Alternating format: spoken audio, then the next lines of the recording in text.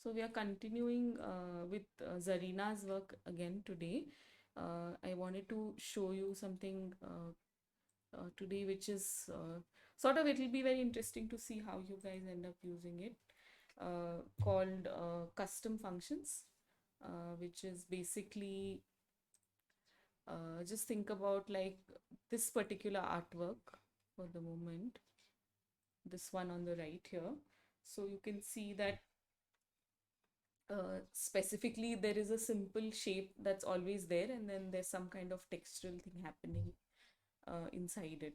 Of course, we may not be able to get it exactly in the same way, but uh, I'm sure it may come to your mind that, hey, is there a possibility to kind of use the loop function that we did yesterday and try to see how you could kind of extrapolate that a bit more. So custom functions allow for that. uh, in truth, they are like they can be fairly robust, and you can do a lot of like intense programming JavaScript kind of stuff with them, but we'll use it in a very simple format today. So what I'm going to, I'll just remove all of this. So this is your base canvas, and we'll do a triangle. Now triangle is actually very simple. I don't want to really get into it, but basically you just like, if you have a uh, if you have a you have to make a triangle, you just need to get the three xy coordinates of the 3 points of the triangle, right? So for example,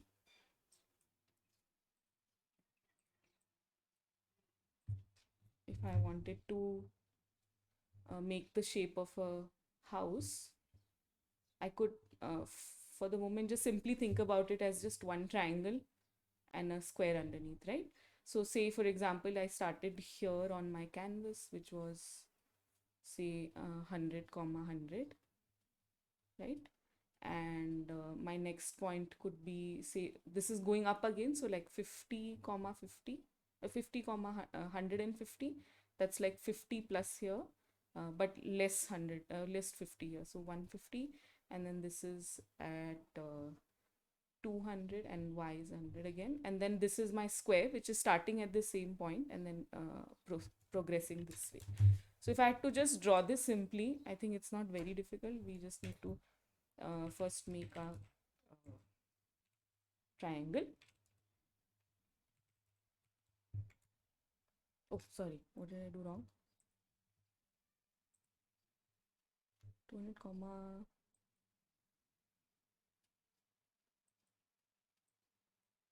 Oh, wait, sorry. This is array. Okay, wait. Let me see what was the value I put earlier. 100 comma 100, 50. Oh, sorry. It will be 150 comma 50. The other way around. The y direction is less, so it's 50, and then it's going still 50 plus here. Sorry about that. So it's the other way around, and then the last position is this. So yeah, so now I've got a little roof, and then I want a square which is starting again at that 100 comma 100 point. And with square we know that you only need xy and then the width and the height. So we already know that we want it to be like 100 in the width. So we have this little house type of thing happening here. Now a very simple way to look at function is that all I need to do is say first is write function, and then I make up a function. I'll call it house for whatever reason, and I'll put the same code here and I'll run it once. So you see that there's nothing on the canvas, because obviously I haven't said anything about it in the draw function. So I'll just write house here and it should give me the same shape. So just reach this point, everyone, and then I'll take it to the next level. Why don't you guys also make any combination of shapes? You can do circles or squares or whatever else you want.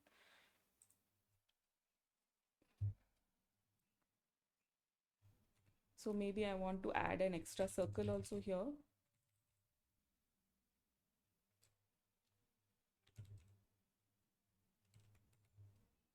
Something like that. So do whatever shape you'd like, and then we'll take it forward.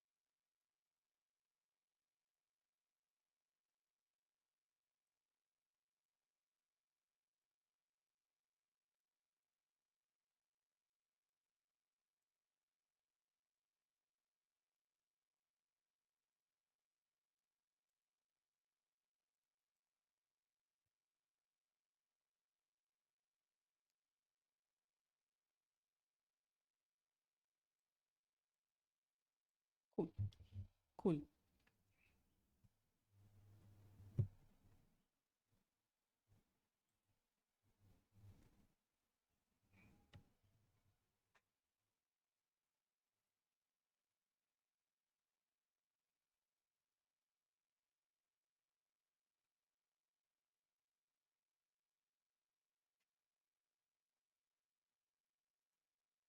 Jenny, see that just save this, whatever that shape you've made on your slides, so that you remember where it started off.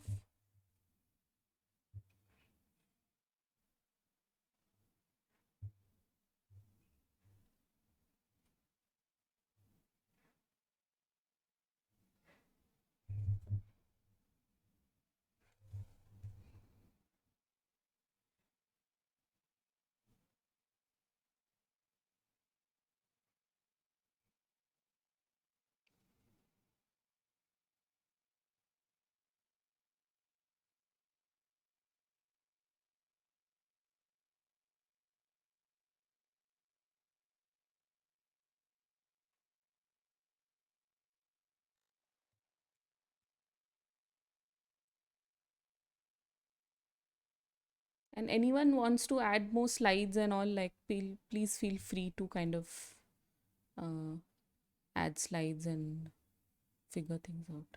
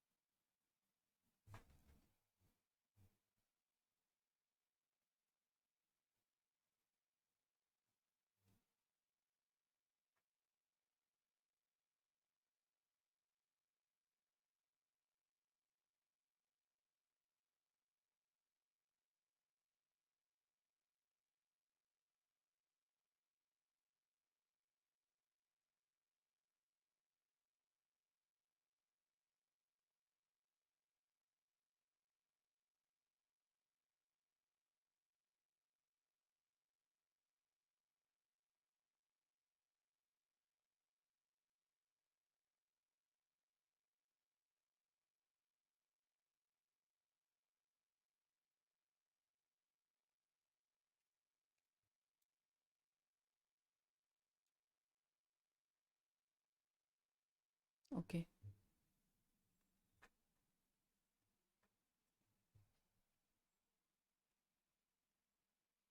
Shall we move ahead?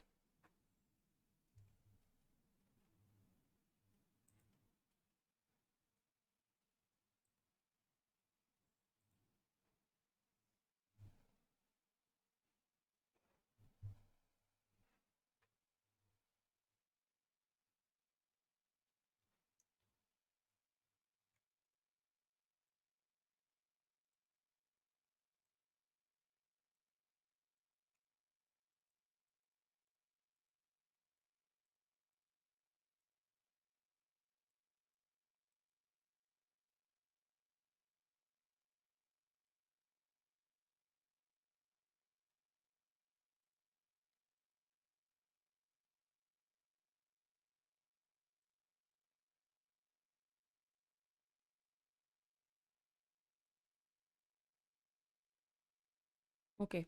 Shall I move ahead now? Okay, cool. So now, what could we do to replicate this like we did with the loop? Can someone just think of any ideas that you have in your mind? How could I use this in a repeated fashion?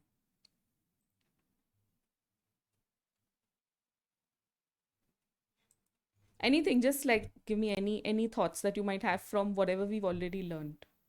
A for loop Yeah. So how would you do that? around where it says house. Okay. So let me just put a for loop and let's see what happens. I guess you'd have to, because it'd be in the same position, wouldn't Yeah. it? You're always quick to figure that out. Uh, so anyway, I'll just put it. Let's see what happens. You see, like you can hardly see. Huh? You can do a rotate. That's a very nice idea, Tara. So maybe we can do a translate, maybe say width by 2, width by 2.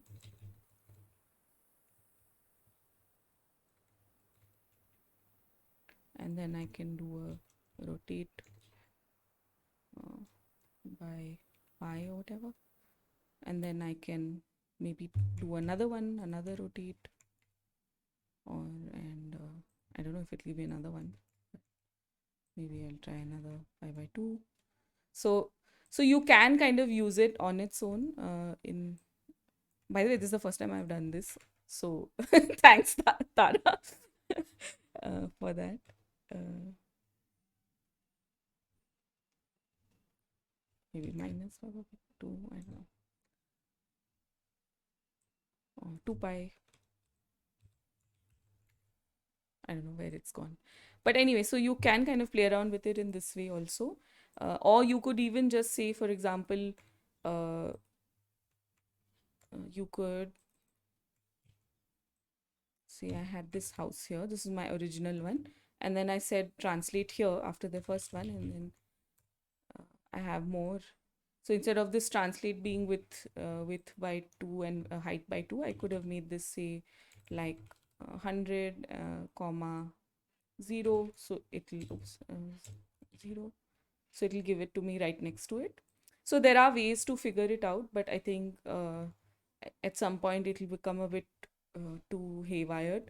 So easy way to think about it is that, okay, we put it in the loop function, but we saw that really nothing happened. It did actually repeat itself, but it was just on the same place. So there was no sort of effect to how the drawing looked. So I can see here already that there is a kind of, at least in this one, there is a kind of common number here which is appearing, which is like 100.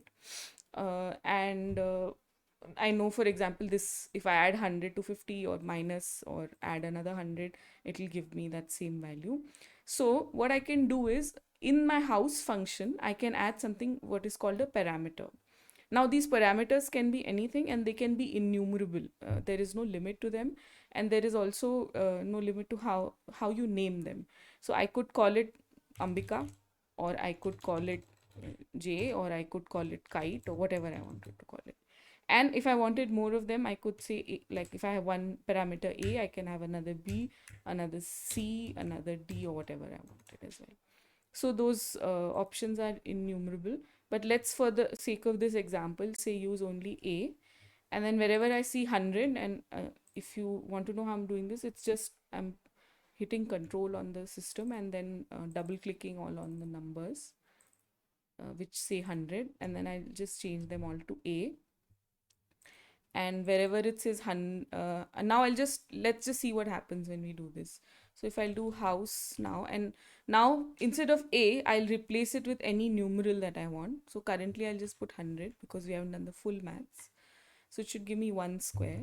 But say if I did another one which says 200, it'll give me some odd pod shape. Now can you tell me why it's giving me this weird different shape?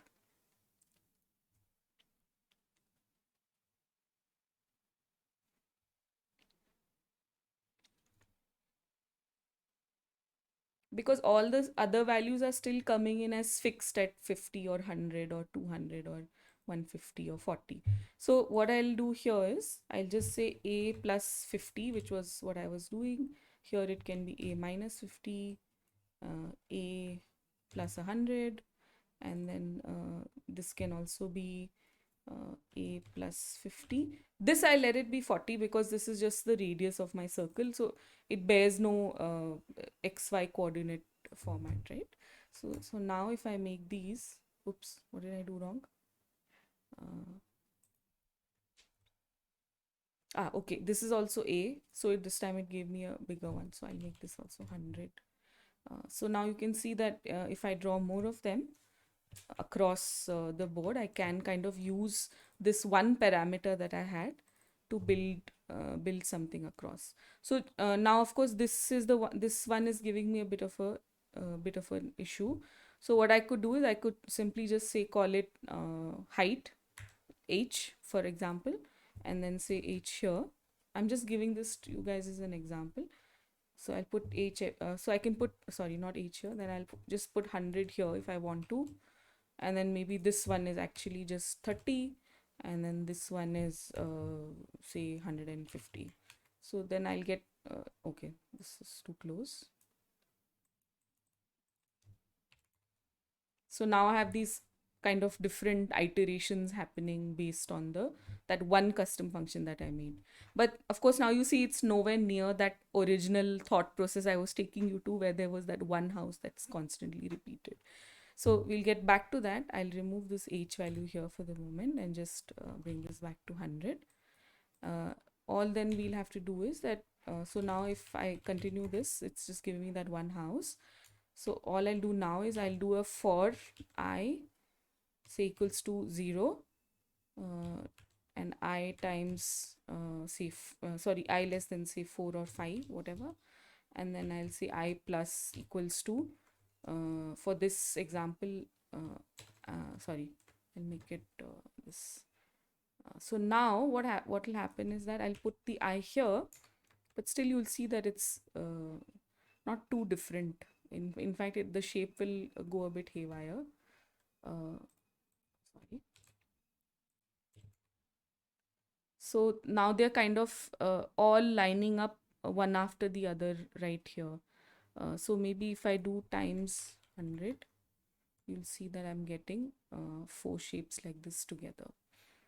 So now basically what's happening, why did I put 100 here, is because I was just doing I plus plus, right? So the first house was here and the second house was just 1 pixel away, and then the third house was just 1 pixel away. But when I multiplied it by 100, it was like I times 100. The first one would be 100, the second one would be 200, the third one would be 300, and so on. So which is what happened here, but it also gave them to me in a diagonal format. So maybe we can try to figure out how to get that going in a horizontal shape. Okay.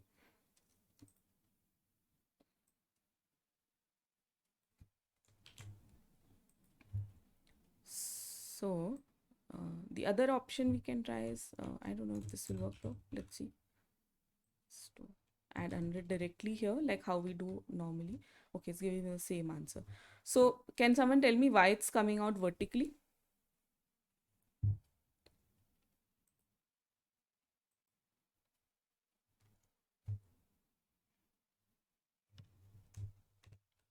I mean, why am I saying vertically? Why is it coming out diagonally? Like, why are the houses stacked like this?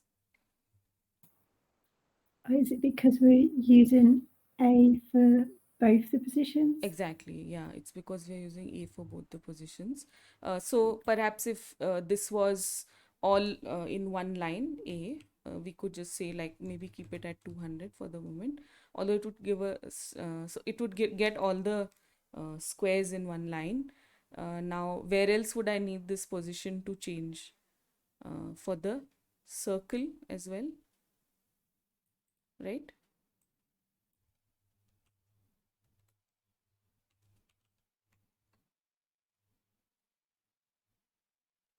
Are you guys able to understand this much? Others are okay?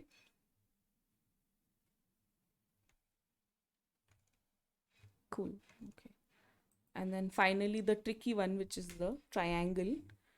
So all of the triangles, each of the triangle has, sorry, I'm just going to close all the other links. Each of the triangle has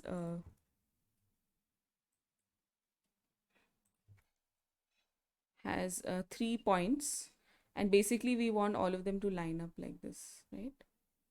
So we can, so we know that, okay, all the y positions of these guys, point 1 and 3, point 1 again and 3, and then point 1 and point 3 for the individual triangles, and point number 2 is always the same, right?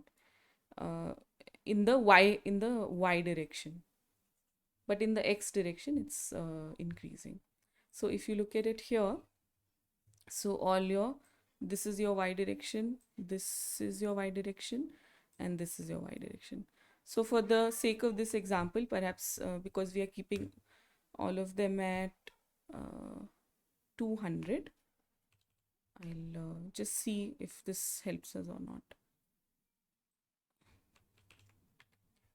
Okay, so we're getting somewhere. The last triangle is is missing, so let's we'll figure that one out as well. So then we have to now bring the second point, this tip point all at the same bit as well. So which is if you're taking 200, so I guess 150. So now you can see that they're all aligned. So this is now aligned all in the in the horizontal direction. So similarly, if we wanted to do it for the vertical direction, like as in a grid of these houses, we'll not give these numericals as static. We would give an extra parameter, say b, and then change all of them accordingly. I'll just try it because I just want to see what effect it has on our sketch. Do you guys want to just quickly try getting this row, and then I'll fix the whole grid and come back to it rather than doing the whole thing and then getting confused. Yeah. Okay. So just try to, whatever shape you'd drawn in the which you pasted onto your sheet, just try to see how you can uh, calculate it into one horizontal row. Right? I'll keep this code open for you guys.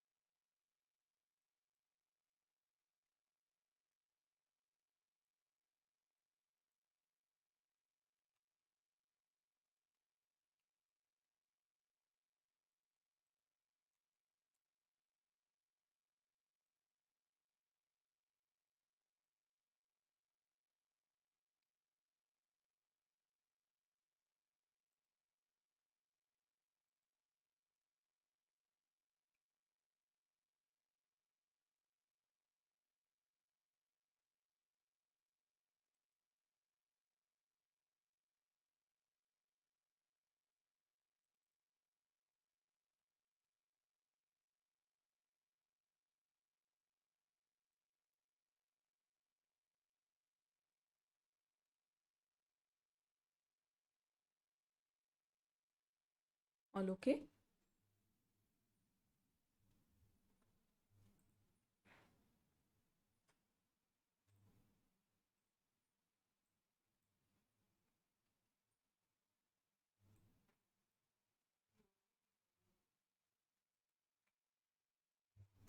Coffee आया क्या?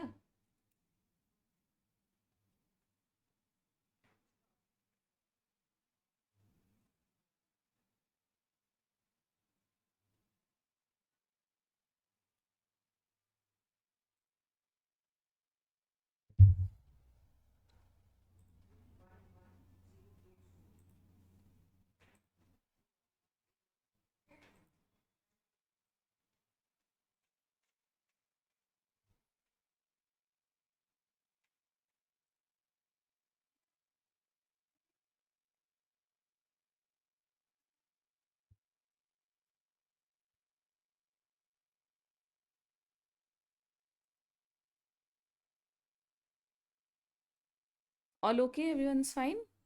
Seerat, Tara?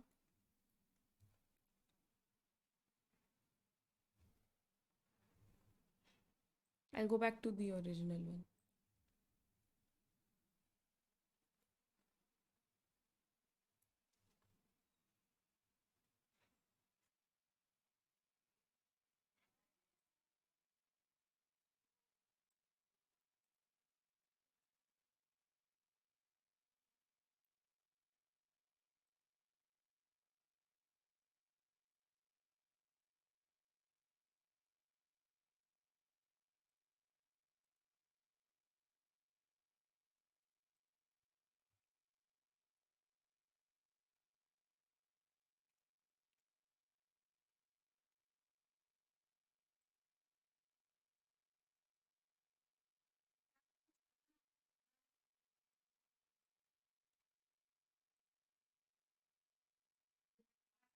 Cool. Cool, cool. Okay. Mm. Oh, nice. Let me just open this one.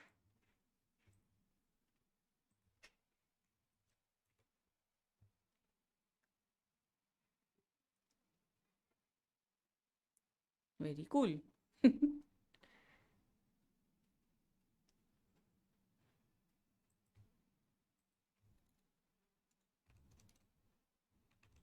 You can add these also to the slides so that others can kind of see what you've been up to. Yeah. Do you want to share the how the code is so that everyone can see it?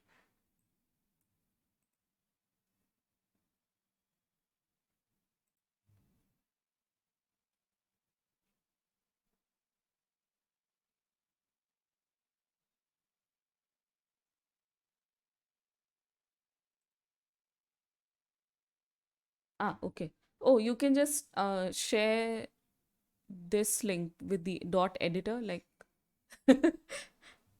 so don't have to share it in the chat.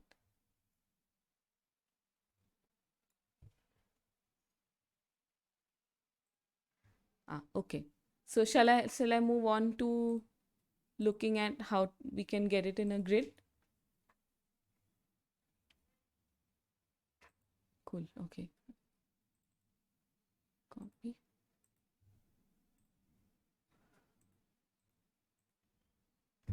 So this is what Tara has done. So there is the background is anyway mouse x mouse y, and she's added these values here. Very cool.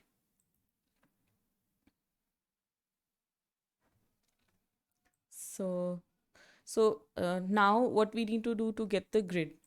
So we already know that here we are just using fixed values. So if we made a as a variable, we can as a parameter, we can also make b as a parameter. Or whatever else, whatever like Tara, Sam, Yugen, Ambika, Agat, anything. So I'll make a B here, and I'll replace replace this with a B here, and I know this is also the same first value of your triangle, which starts at this corner here in the left, and the corner of your rectangle are the same. So A and B are in that sense the same, right? And then for my circle, I know that it is basically the y value is 50 below my value here for y, which is then b plus 50. So I'll change this also to b plus 50, right? And what I'll for the moment what I'll do here is okay, maybe I'll continue like this only. So what I'll do now is I'll make a nested loop, which is what we did to make grids. Turn this to j, and do an I comma j, and then have two loops like this. So let's just see what it gives us. So okay, so the grid is kind of being made. Basically your square grid is very easily doable, and your circle is coming across, but your triangle is a bit of a mess right now, right? So how do we resolve that? Just to give an ease of understanding also, maybe I'll change the fill value of this can be a little bit different or something. I'll keep the opacity like a little bit low. Opacity we'll do in the next session or on next Saturday.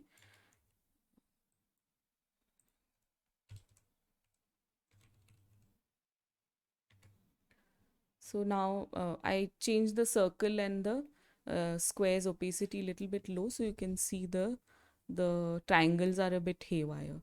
So now again the same thing as we were looking at in the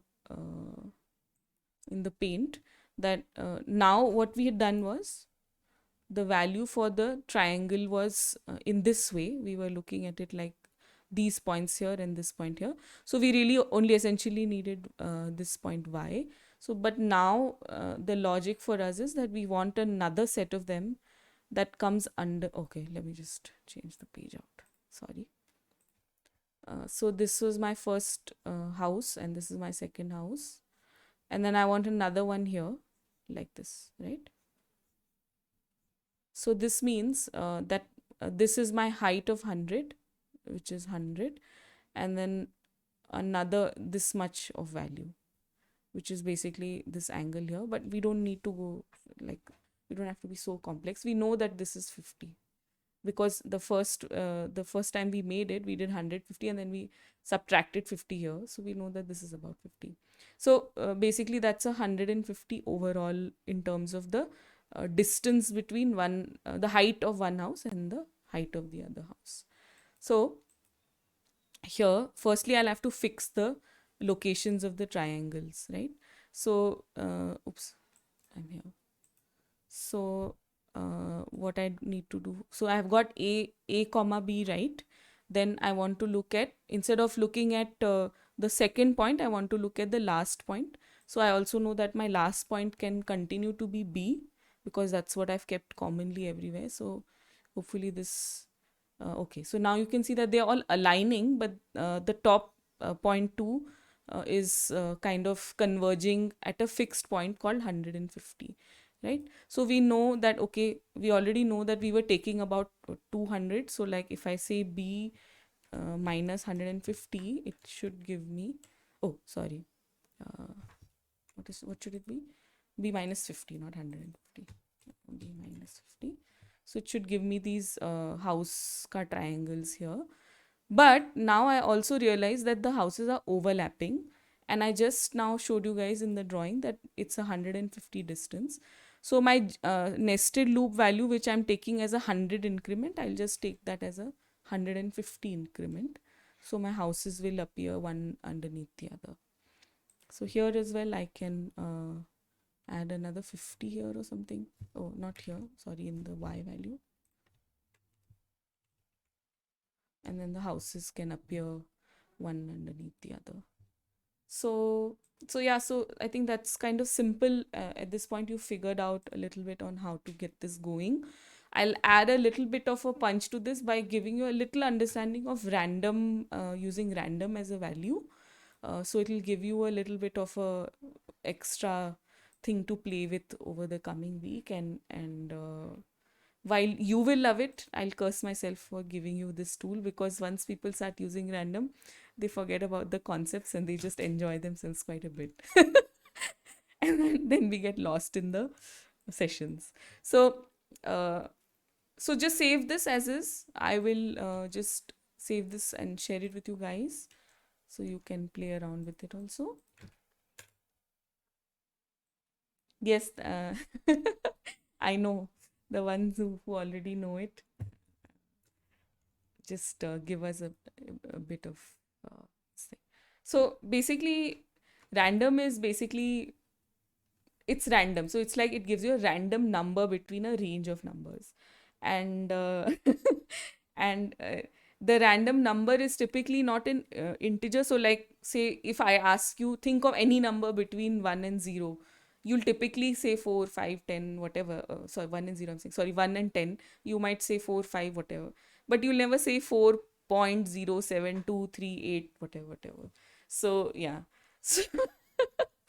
So so what I'll do is I'll share with you what random values look like, and we'll put it in a range. So we'll say give me a random between 1 and 0. So how do you do that? It's very simple. You just write random and then you put the range in the brackets, like 1 comma 10, right? 1 and 0, I keep saying 1 and 10. So you'll observe in the console log that it's giving me to a very high decimal number random numbers across.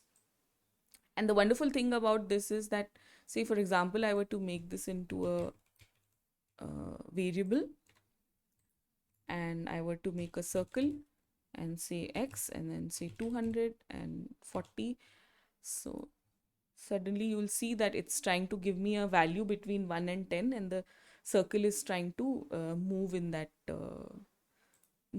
that range of those numbers.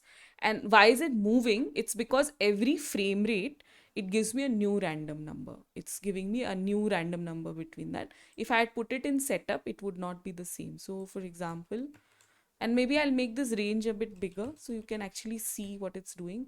So now, now you can see that it's really going out there. Make the frame rate a bit low. So you can see now it's at this random place, and then I can even put the random value for my y direction, and then the oops, sorry.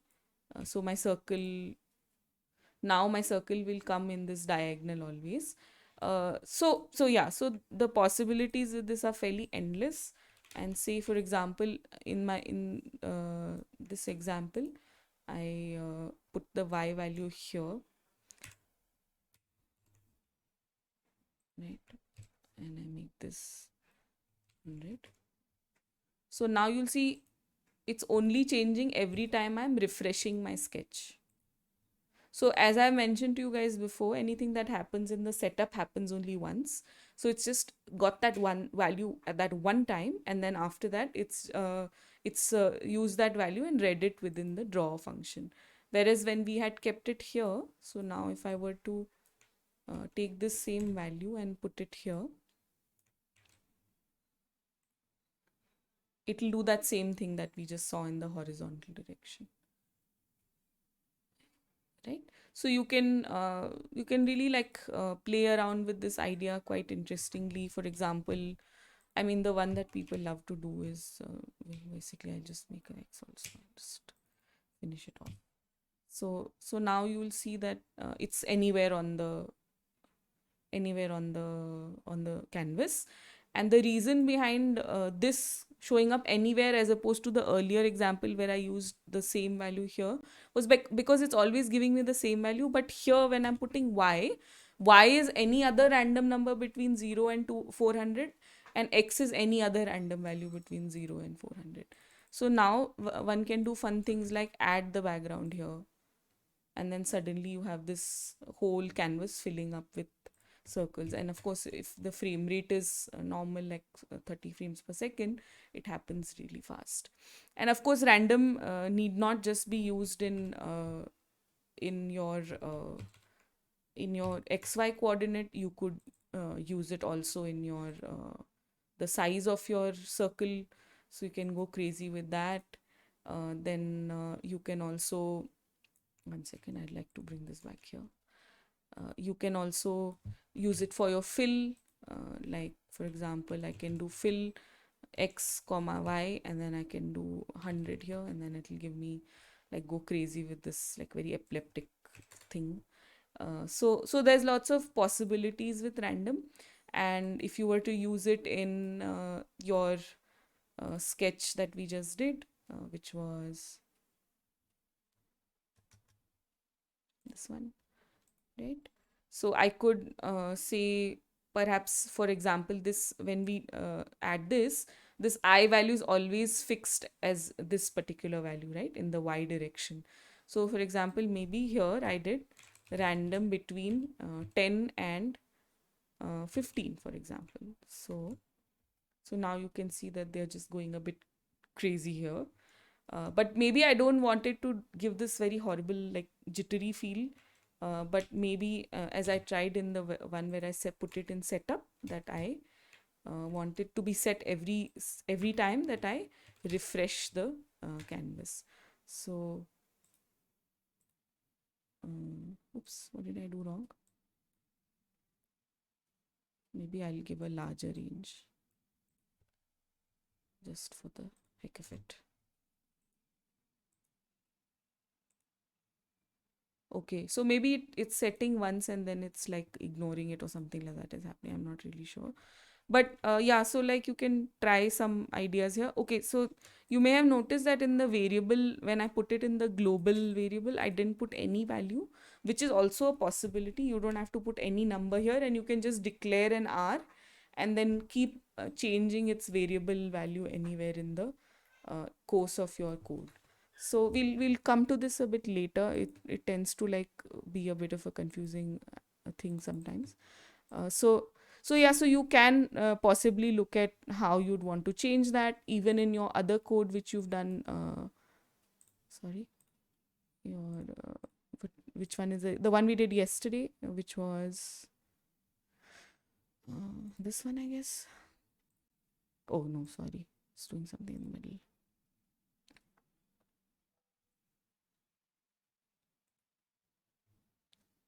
Array? Sorry, guys. Was it this one? Yeah. So here as well, if you say wanted to add a bit of randomness here, so I can say, I can even say like between 0 and 1, give me a random number. So that's like a minute between 0 and 1. It'll give me some small decibel numbers. So now you can see that the width is changing a very limited amount, right? So that's how it looks in Zarina's artwork. And I think if you see Jenny's slide, you'll find that she's also used something like that, right, Jenny? Yeah, my son loved it because they wiggle. Yeah. That's it, like yours. So yeah, so like some interesting opportunities to use this in any way that you like, and so or you can you can even add it here in your color. So suddenly your background color is also changing like crazy or whatever else you want to do. So yeah, so the possibilities are fairly endless. So that was it for today, I think. Yeah. So just try whatever you want, and maybe I'll talk to my work partner and see if maybe Wednesday or Thursday. And I'm okay to do it late night if people want to do, especially because some people are Jenny and Jyotika both are coming in from a later time zone than us. And if people are okay to do something a little later in the night, or you prefer it to be in the day, we can plan it out to meet up just for say half an hour and resolve any issues that you might be having. No problem at all. So that's it. Is there anything else you want me to?